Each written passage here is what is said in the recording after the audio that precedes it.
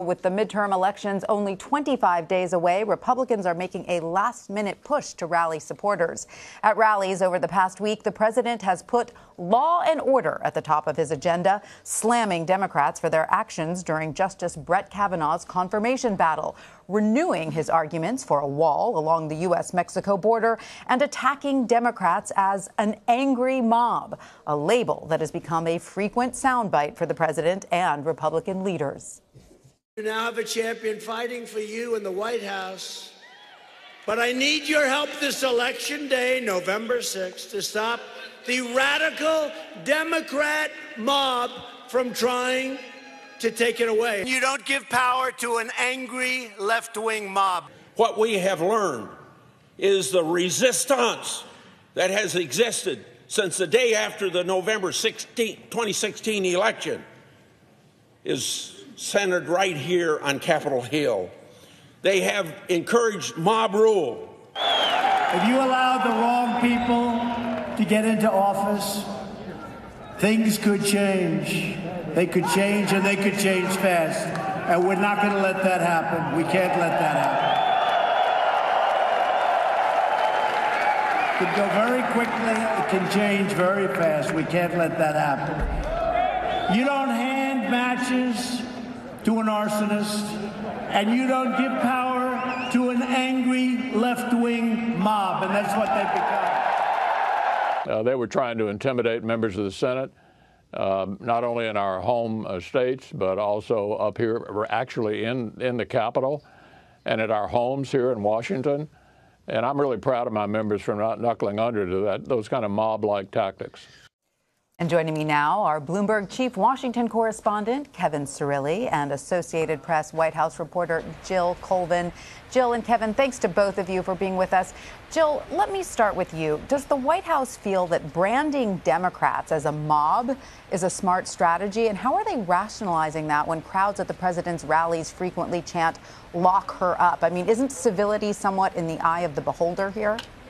Well, this is certainly a strategy that the White House, that the president believes is an effective one. They believe that if they can make this election into a choice between the president's economic agenda, telling voters, look, are you happy with how the job situation is doing right now? Are you happy with what your 401k looks like? Are you happy with the progress that we're making on that economic front? And trying to scare people into the potential alternative by painting Democrats as this scary, angry mob that's going to destroy the economy, in their words, and take away their health care and do all of these kind of hyperbolic, very dangerous things. And this isn't strategy that we've seen from the president now since very early in the campaign. He has a tendency to try to take criticism that's been leveled against him and try to put that onto his opponent. We saw it very early on when he was running against Hillary Clinton, for instance. He would constantly criticize her for having no policy proposals. If you compared them, Hillary Clinton had many hundreds of pages worth of policy proposals, whereas the president had a couple of very vague kind of top-line ideas that weren't nearly as well developed. So the president often likes to take criticism that's been directed at him. Oftentimes he's the one who's been called dangerous. His rally crowds have been called violent, and be able to use that as a criticism against his opponents. So, Kevin, I'm going to get to you about the question of civility in just a second, but I want to ask you first about the new border wall funding bill that House Republicans are set to introduce next week, and they've promised action on a border wall after the election. What are you watching for as this process unfolds? Well, look to see just exactly whether or not there's any appetite for this in the Senate. And right now it would appear very difficult to get any type of major type of border wall security funding ahead of the midterm elections. But to Jill's point, I think that this has largely been perceived in the halls of Congress as a messaging bill. And the Republicans feel that coming off of what they argue is a win for their base with the confirmation of Justice Kavanaugh, that they now turn towards something that candidate Trump campaigned heavily on, the wall. Now, this risk of a potential government shutdown and the high stakes that would surround that is something that they also feel in previous Congresses would only hurt the ruling party. But in this case, the president, as well as Republican leadership, is arguing really and making the calculation that this would be able to help rally their base again. And the president has done a successful job in terms of coalescing the base of the Republican Party and labeling Democrats as obstructionists. Obviously, centrist Republicans and Democrats would disagree with that characterization. So, Kevin, for our viewers, will you explain exactly what a messaging bill is? It means, point simply, that it has no chance of becoming law. So you're going to see a lot of hyperbolic language. You're going to see it pass the House of Representatives, where it would be where there's a much more stronger currently Republican majority, and then it gets to the Senate, where they would need a procedural hurdle that we heard a lot about during the Justice Kavanaugh confirmation, a cloture vote, and that's where things get a little bit more difficult. That said, it's also a way to hammer home the point of where exactly centrist Democrats in red states, people like Senator Joe Manchin, who voted with Republicans on Justice Kavanaugh, Senator Heidi Heitkamp in North Dakota in a tough race against Kevin Cramer, Claire McCaskill, as well as others who are up for re-election in red states, and Joe Donnelly in Indiana, where they're in states that candidate Trump carried significantly by double digits in the presidential cycle, and to kind of force them on a vote of where they are against the wall. All right, so let's talk about the presence of the president this morning on Fox and Friends Thursday morning. Jill, the president responded to comments former Attorney General Eric Holder made over the weekend. Holder criticized Republicans, saying when they go low, quote, we kick them. I want to play some of the president's response to that. He better be careful what he's wishing for, that I can tell you. He's better be careful what he's wishing for. What do you mean? That's a disgusting statement for him to make. For him to make a statement like that is a very dangerous statement. You know, they talk about us. We are exactly opposite. You know, the rallies. So, Jill, does the president's response play right into what Holder said, or is it part of a larger strategy to keep the Republican base energized ahead of the midterms? I definitely see this as part of a larger strategy. You know, we've seen language similar to what the president said this morning, also coming from the RNC chairwoman, Ronna McDaniel, who released a statement with similar wording earlier today.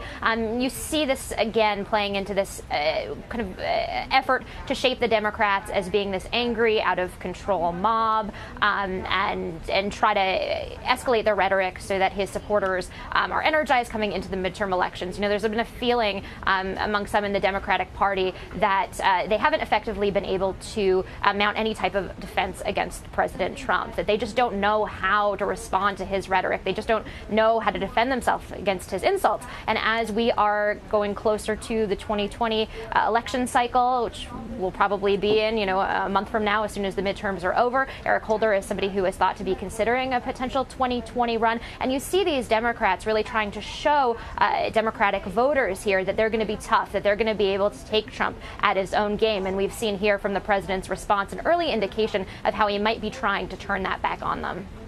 So I'm just curious, though, Kevin, I want to get your take on this. I mean, a lot of people will remember South Carolina Rep. Joe Wilson yelling, "You lie," to President Obama during a joint session of Congress in 2009. And of course, civility has not been the calling card of this president.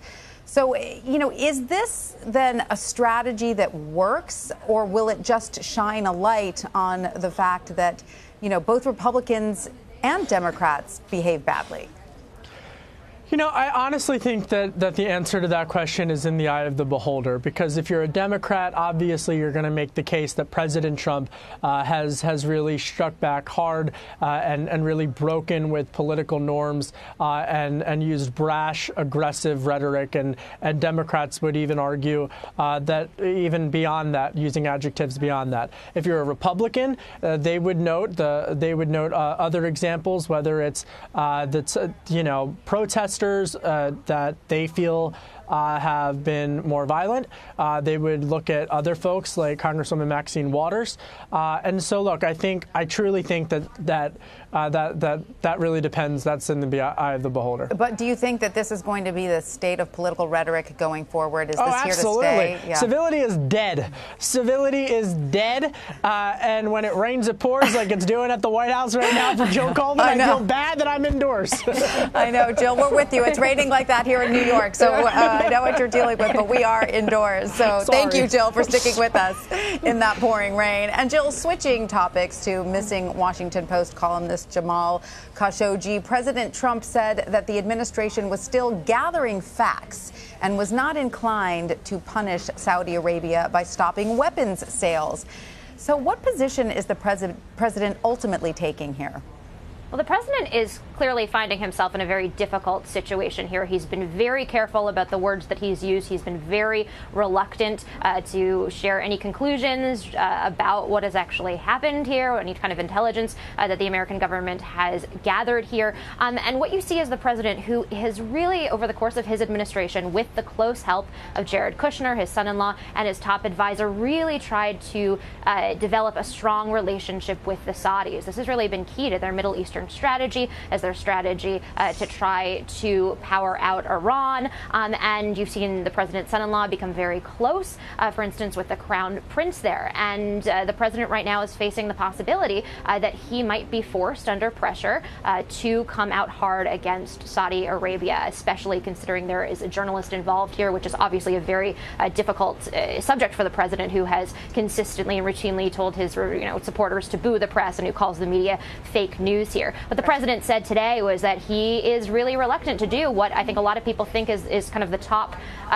punishment, or one of the first that could be used against the Saudis, which is to halt these arms sales. The president told reporters earlier today that if the U.S. doesn't sell Saudi Arabia these weapons, then Russia will step in, China will step in, and whose good is, would that be good for anybody? But I think we're going to see it's going to be a while now until there are clear conclusions about what happened before the president chooses to weigh in. So, Kevin, to follow up on what Jill just said, if the president does not take action against Saudi Arabia, if they are found to have played a role in Khashoggi's disappearance, how likely is Congress to get involved? Well, they're already getting involved. And there's 3 points that I would make on this, because first and foremost, the first country that President Trump visited when he became president was not Canada, but Saudi Arabia. This was the first foreign trip that he made, clearly sending a signal about U.S.-Saudi relations and how it was trying to turn a new page. And we all remember when the president then traveled from Air Force One to Israel for his second stop on that first foreign trip, representing what he had hoped would be a new alliance in the Middle East between the U.S. and the Saudis. That's point number one. As Jill noted, this is a very important relationship to this administration. During that trip, he announced $110 billion worth of U.S.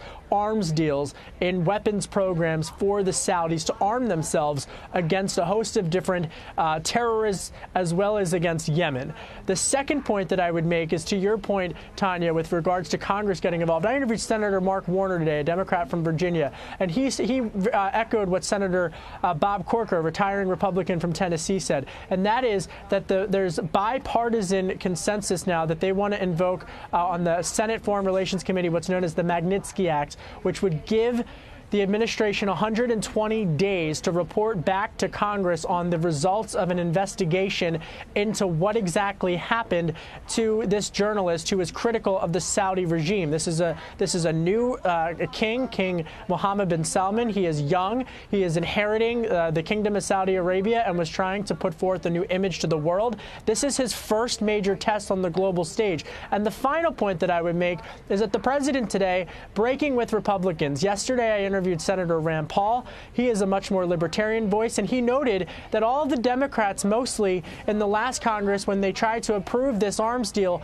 voted against it. And now you have Republicans like Bob Corker, Rand Paul, and other Republicans starting to speak out about the potential of halting an arms deal. This does impact manufacturers here in the U.S. It does impact supply chains of Boeing and as well as others. But that's a political calculation that is going to have to be made not just domestically for this president, but also geopolitically throughout the Middle East. So you're saying, Kevin, though, that there will be a timeline on this investigation. Oh, yeah. This will not drag out indefinitely.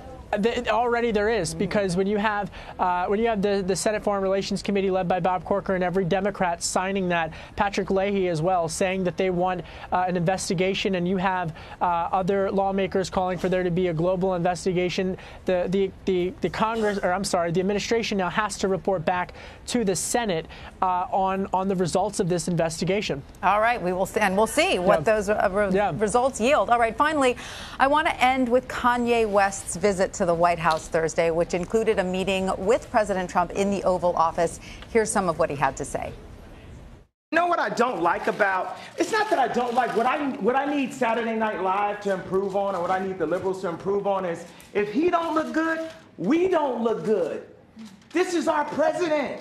He has to be the freshest, the flyest planes, the best factories, and we have to make our core be empowered. We have to bring jobs into America because our best export is entertainment and ideas. But when we make everything in China and not in America, then we're cheating on our country. And we're putting people in positions to have to do illegal things to end up in the cheapest factory ever, the prison system. The problem is illegal guns. Illegal guns is the problem, not legal guns. We have the right to bear arms. And he might not have expected to have a crazy mother like Kanye West run up and support, but best believe we are going to make America great. All right, Jill and Kevin, I want both of your reactions to this. Jill, you first. Well, Kanye West had a lot to say. It is highly unusual for the president to be out-talked in the Oval Office. He is usually the one who kind of goes on sometimes tangential riffs or rants, depending on how you see them. And even the president, at several points during that conversation, seemed to kind of take a breath and go, wow, this is a lot. Kanye, the two of them talked about a whole host of topics, addressing stop and frisk in Chicago, addressing Kanye West talking about at some point being diagnosed with bipolar disorder, just a whole slew of topics before they got into their lunch together. And it was just really something. If you guys haven't watched the whole clip, I would recommend that you watch the whole thing. Well, Kevin, is Kanye angling for a cabinet position? There are some openings. Oh, God. I got nothing for you. I mean, I will say just hearing someone use that language and curse in the Oval Office in front of the President of the United States, I think, is something that we should take note of. Look, I'm a huge fan of Kanye West's music. I'm a huge fan of Taylor Swift's music. But I don't think that any voter will be changing their mind this election, candidly, based off of either. All right, I think we're going to leave it at that. Kevin Cirilli and Jill Colvin, thanks to both of you for joining us. Thank you. Thanks.